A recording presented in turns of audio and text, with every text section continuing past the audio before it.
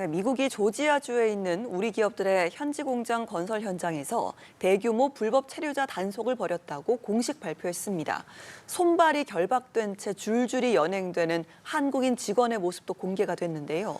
미국 이민당국은 체포한 이들을 교정시설에 구금했습니다. 우리 정부도 사태 해결을 위해 나섰는데요. 관련 내용 김열수 한국군사문제연구원 안보전략실장과 이야기 나눠보겠습니다. 어서 오십시오. 네, 어서 오십시오. 안녕하세요. 네, 일단 미국에서 그 불법 단속 현장 이제 전해지고 있다는 소식이 전해졌고 이번에 영상이 공개가 됐습니다. 영상을 보시고 참담하다, 충격적이다 이렇게 말씀하시는 분들 계시는 것 같습니다. 손발을 결박을 하고 줄줄이 연행이 되는 모습 이런 것들이 이제 고스란히 담겨져 있는데요. 여기에다가 보니까 헬기에다가 군용 차량까지 동원이 돼서 마치 아주 심각한 범죄 현장이나 전쟁터를 방불케 하는 그런 상황이 또 보이기도 했습니다. 일단 이 부분에 대해서 좀 어떻게 보셨습니까? 예, 동맹국인 미국에서 이런 일이 벌어졌다라고 하는 것을 보니 참으로 이제 가슴이 답답하고 참담하다는 생각이 듭니다. 지금 우리 앵커님께서 말씀하신 것처럼 그냥 이렇게 구금한 것이 아니고요.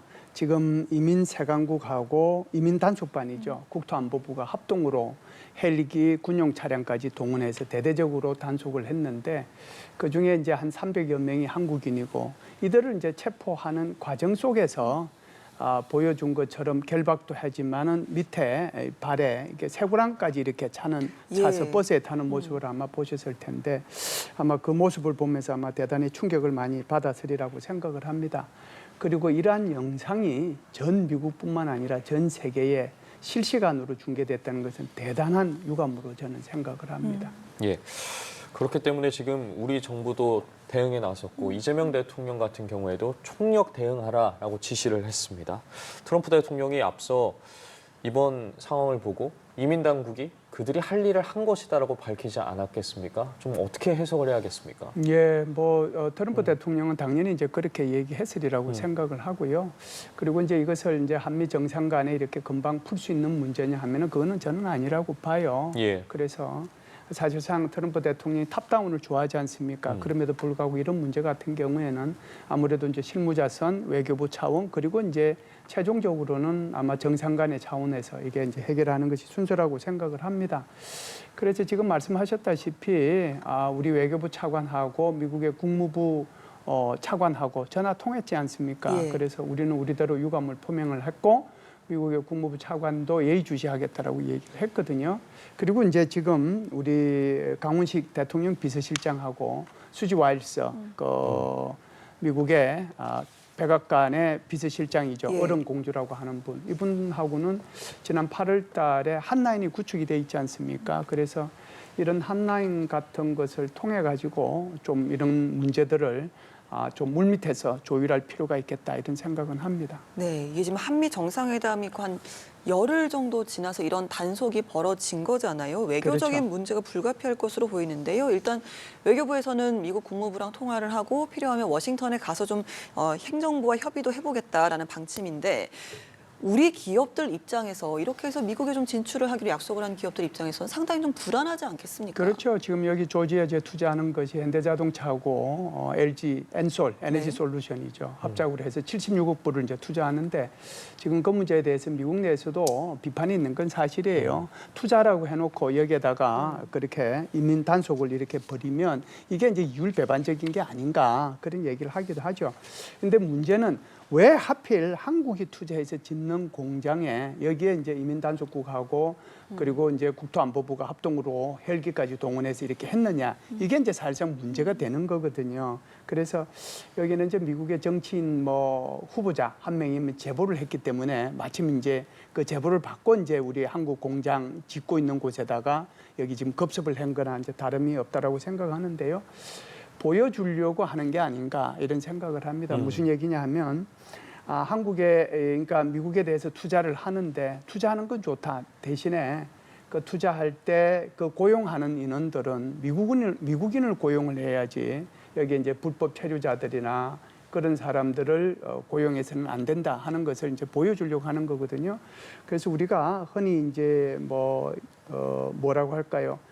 닭을 이렇게 잡으면은 원숭이한테 경고한다는 그런 뜻이 있잖아요. 닭 한 마리 잡아서.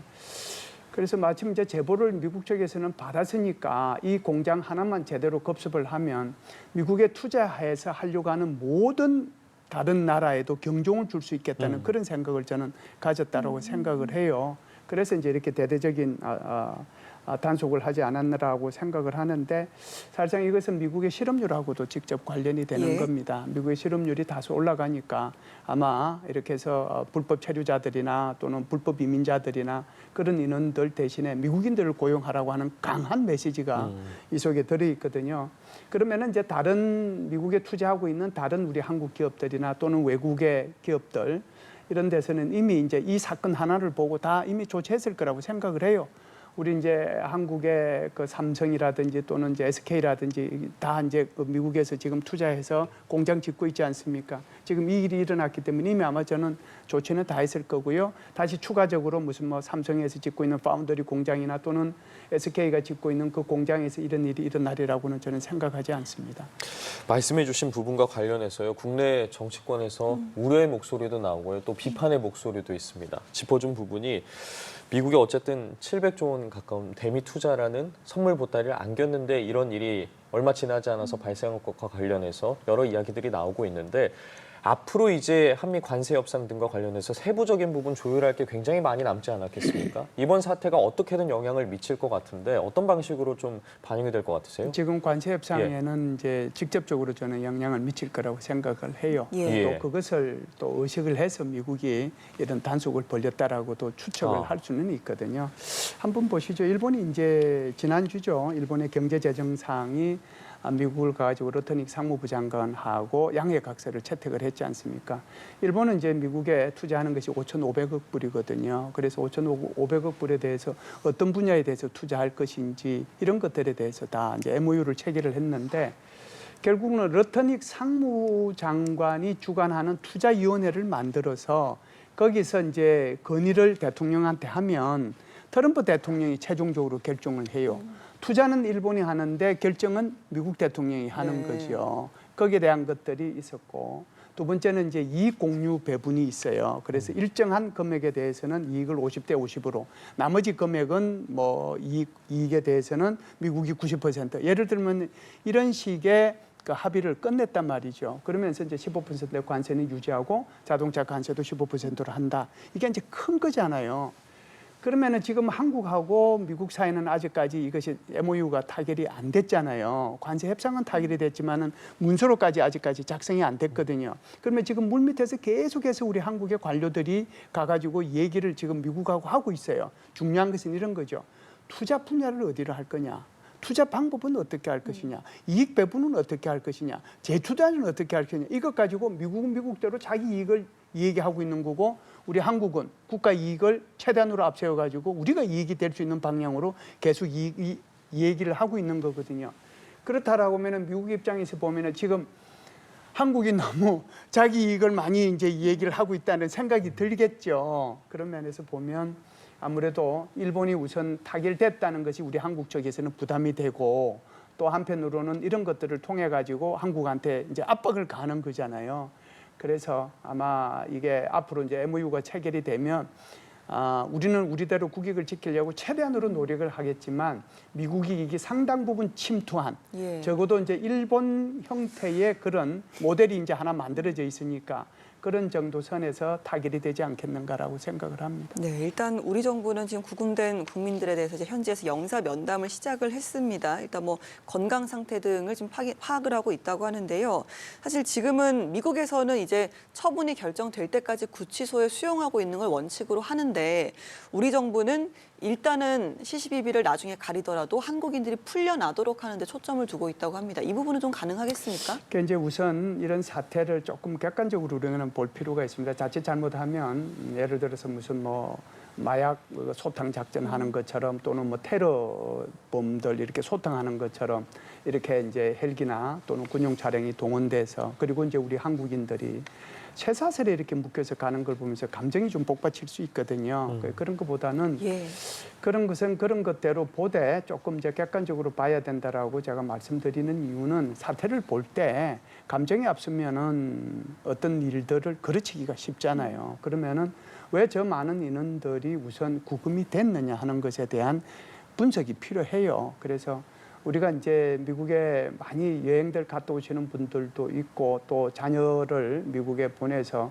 공부시키는 분들도 있을 텐데 목적에 맞게 이제 미국에 가는 거거든요. 그래서 뭐 한 90일 정도 이렇게 뭐 돌아다니고 여행할 수 있는 것은 우리가 에스타라고 하는 예. 전자 여행 증명서죠. 일종의 보면 그게 이제 전자를 통해 가지고 그냥 들어가서 뭐 돈 한 100불인가 이렇게 내면은 내주는 거예요. 유효 기간은 2년 정도 될 겁니다. 저도 그거 가지고 갔다 오고 했으니까. 그런데 이제 그 단기 비자 소위 말해서 이제 가서 무슨 뭐 투자를 한다든지 그러면은 그게 이제 비원 비자 이런 것들이 있거든요. 그런데 학생들 비자는 F 비자란 말이에요. F 예. 비자나 M 비자 같은 거고. 그러면은 이제 정식적으로 미국에서 취업을 하기 위해서 이제 가는 그 비자는 우리가 H 계열 비자, H1B, H2B 또는 J 계열 비자 이런 것들을 받아서 가야 되거든요. 그렇다라고 하면은 지금 정상적으로 지금 저기에서 배터리 공장에서 일하시는 우리 한국 분들이 제가 말씀드린 것처럼 H1B, H2B 또는 J1 계열의 비자를 받고 갔느냐? 그러면 아무 문제가 없는 거예요. 그런 분들도 저는 있으리라고 생각하고 구금이 됐으리라고 생각을 합니다. 그런 분들은 제가 문제없이 풀려 나올 거라고 생각을 해요. 그런데 학생 비자를 받고 가서 거기서 일을 했다. 네. 또는 비원 비자를 받고 가서 일을 했다. 또는 에스타, 그러니까 그 관광만 잠시 하고 돌아오도록 돼 있는데 그걸 받고 가서 일을 했다면 이거는 정확하게 우리가 얘기를 하면 불법이잖아요. 그래서 우리도 보면 우리나라도 이제 외국인들이 많이 들어와 있지 않습니까? 그래서 취업을 할 수 있는 것들이 있는데 취업 비자 내주거든요. 취업 비자 만료됐다. 그러면은 나가야 돼요. 그러면서도 이 불법 체류하는 사람들이 있습니다. 그러면 우리 그들을 체포해가지고 보내지 않습니까? 그런 것처럼 이런 것들이 조금 객관적으로 봐야 된다는 것은 이것이 불법이냐 아니냐 하는 문제를 우선적으로 봐야 된다. 그리고 나서 그렇다고 하더라도 동맹인 한국에 대해서 한국 국민들이 대해서 그렇게 쇠사랑까지 차서 이걸 실시간 생중계로 해서 이것이 전 미국에 전 세계에 이렇게 보낼 만큼 그 정도로 그게 나쁜 거냐 그런 문제에 대해서는 좀 우리가 객관적으로 좀 생각해 볼 필요가 있다 이렇게 생각을 합니다. 지금 말씀하신 것처럼 지금 외교부에서는 재외 국민 대책본부를 지금 만들어서 아틀란타 총영사관하고 화상 영상도 통하고 또 영사들을 다 현지에 급파를 했습니다. 급파를 해서 도와주도록 얘기를 하고 있고요. 그리고 이제 좀 전에도 말씀을 드렸습니다만은 한미 외교부 차관들끼리도 전화를 통했고 우리는 이제 엄중하게 이 문제를 보고 있다라고 얘기를 했고 또 후커 미 국무부 차관도 여기에 대해서 예의주시하겠다라고 얘기를 했기 때문에 제가 볼 때는 지금 청와대뿐만 아니고 외교부 이런 것들을 통해서 다양한 채널에서 미국과 접촉이 이루어지고 있지 않는가 이렇게 봅니다. 빠르게 좀 사태가 해결이 됐으면 하는 게 지금 구금 장소인 교정시설이 과거에 미국 정부 감사에서 열악한 위생 환경을 지적을 받았습니다. 실제로 지금 구금되어 있는 직원 같은 경우에도 물론 뭐 밥도 주고 샤워도 가능하지만 환경이 좀 열악하다라고 직접 입장을 밝히기도 했는데 어떤 곳인 겁니까? 그러니까 이게 이제 원래 예. 교도소였다라고 해요. 교도소였는데 지금 구금시설로 활용하고 있는데 이제 우리가 영사활동을 한다라고 그랬잖아요. 그러면은 가가지고 영사들이 뭐 하겠어요? 제일 중요한 것은 이분들이 지금 제대로 된 이 대우를 받고 있는지 그 부분에 대해서 확인을 해볼 거고요. 아마 이제 인원이 300명이니까 300명을 다 이제 뭐 영사 활동을 지원하려면 어려움이 많을 텐데 이분들 중에서도 약 먹어야 되는 분들이 있을 거 아니에요. 저도 이제 아침마다 이제 약을 그렇죠. 이제 예. 매일같이 복용하는 거 있는데 이거 내일 먹을 것까지 호주머니 쥐고 가는 사람은 없거든요. 예. 그래서 그런 사람들도 파악을 해서 어떤 약을 뭘 어떻게 해줘야 될지 우선 그게 급하니까 그런 것들을 지원을 해줘야 될 거고요. 또 여기에 가신 분들 중에서 영어에 능통하신 분들도 있지만 한국어에 더 능통하신 분들이 많을 거 아니에요. 그럼 통역 지원해 줘야 될 거 아니에요. 그러면 통역을 어떤 식으로 지원해 줄 것이고 변호사들을 다 사야 될 겁니다. 집단적으로 사야 될 수도 있고 개별적으로 사야 될 수도 있거든요. 그러면 변호사 리스트도 제공을 해주고 어떤 식으로 변호를 해야 되는지도 다 알려줘야 될 거예요. 그러면은 그 한 명 한 명에 대해서 이 영사활동을 지원하면 예를 들어서 300여 명이라고 그러는데 한 사람당 한 명이라도 300분이잖아요. 300분이면 5시간이에요. 5분씩 걸리면은 25시간이에요. 그러니까 이게 쉽지는 않다. 그럼에도 이런 활동을 지금 하고 있는 거고 아무래도 건강 상태를 체크하면서 우리 권익이 침해되는지 여부, 영사 활동은 거기까지입니다. 거기까지 하고 그 뒤에는 이제 외교적으로 여러 가지 조치를 해야 되겠지요.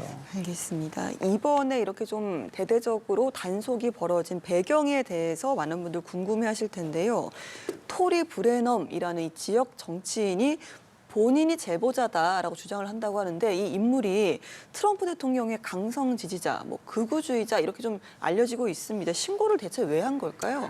이 사람이요. 지금 말씀하신 것처럼 공화당 하원 의원 후보자입니다. 예. 그래서 이제 내년 10월 달에 이제 결국은 하원의원 선거가 있잖아요. 중간 선거가 있어서 여기에 나가려고 하는 건데 조지아주 그러면 우리가 지난번 대통령 선거 때도 여러 번 얘기가 있었습니다만 스윙 스테이트거든요.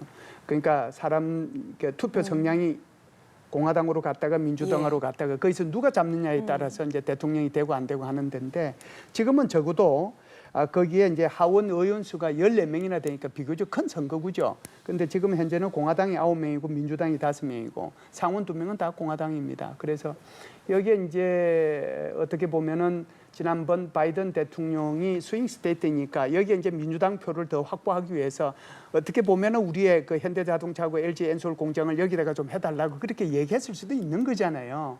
이걸 반대로 이제 공화당 입장에서 보면 좀 괘씸하다는 네. 그런 생각이 또 들을 수도 있는 거고 그런 건데 어찌됐든 저 트럼프 지지자인 브레넘이 지금 이제 그 재수한 거에 보면 미국인은 고용을 안 하고 오히려 저임금 불법 노동자들을 고용을 해서 우리 지역 경제에 아무런 도움이 안 된다라고 하는 것을 이민 세관 당국에다가 이걸 이제 신고를 한 거죠. 그러다 보니까 이제 미국에서는 이민 세관 당국하고 또 이 국토안보부하고 합동으로 여기에 대해서 나오지 않았는가 이런 생각을 합니다. 알겠습니다. 사태가 좀 빠르게 해결되기를 바라보도록 하겠습니다.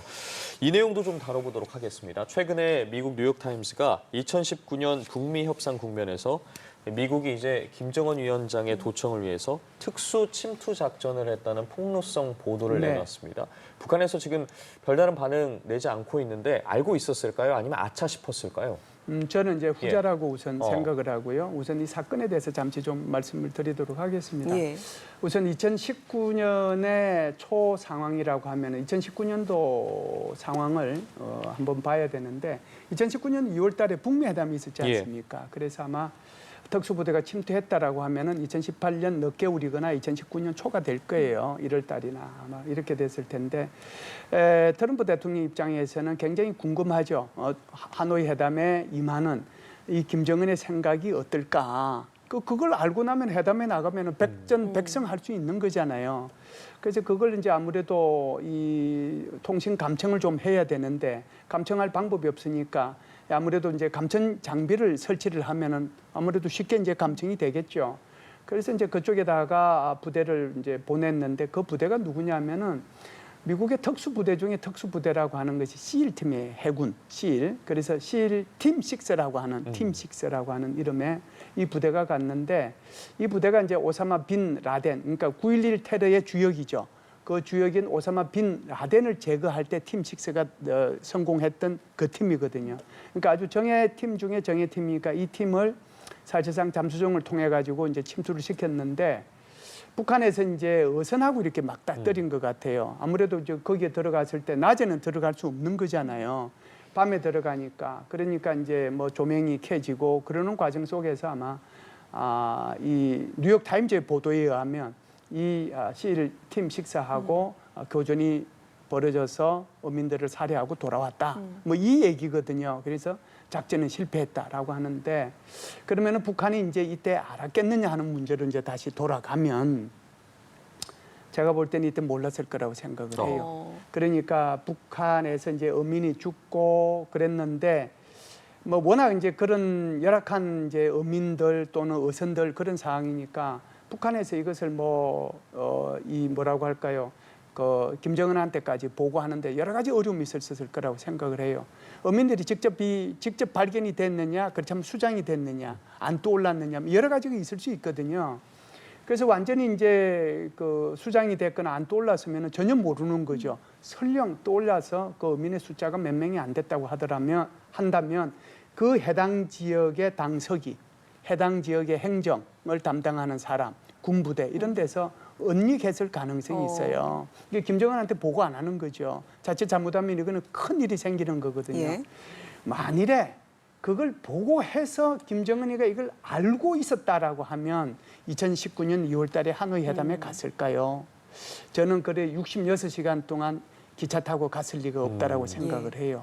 그래서 아마 김정은도 지금 저 보도되고 있는 내용들을 보면서 깜짝 놀라고 있지 않을까 그런 생각을 저는 개인적으로 합니다. 예, 북측에서는 몰랐을 가능성이 높다라고 하셨는데 일단 트럼프 대통령은 이 같은 폭로 보도에 대해서 본인은 아는 바가 없다라고 선을 긋고 있는 상황인데 일단 이 보도한 기자가요. 이 내용 자체가 대통령의 승인이 없으면 불가능하다라고도 반박을 하지 않았겠습니까?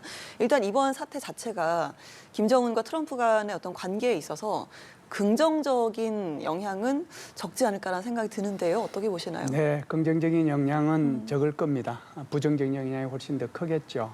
그리고 이제 트럼프 대통령은 이 사건에 대해서 아마 뭐 퇴임 이후까지 모른다고 얘기할 거예요. 청문회가 개최되지 않는 네. 한, 탄핵이 개최되지 않는 한. 그래서 이제 이것이 지금 지난번에 8월 25일 날 우리 한미 정상회담 할 때 계속해서 우리 대통령께서 얘기한 것이 미국이 지금은 이제 남북한 간에 이게 뭐 연락 채널도 안 되고 계속해서 북한에서 비토를 놓고 그러니 내가 아무리 이렇게 노력을 하더라도 한계가 있으니 트럼프 대통령이 피스메이커 역할을 좀 해주라. 그러면은 나는 이제 페이스메이커 역할을 하겠다라고 예. 얘기를 했거든요. 그러다 보니까 그때 이제 많이 떠오른 것이 북한과 미국 사이의 정상회담이잖아요. 그래서 북미 정상회담이 곧 있을 것처럼 이렇게 얘기가 되고 있는데 아무래도 이제 이런 것들에 대해서 아마 김정은은 김정은대로 경로를 하면서 아마 지시를 할 겁니다. 그 사건에 대해서 그때 어떤 일이 있었는지.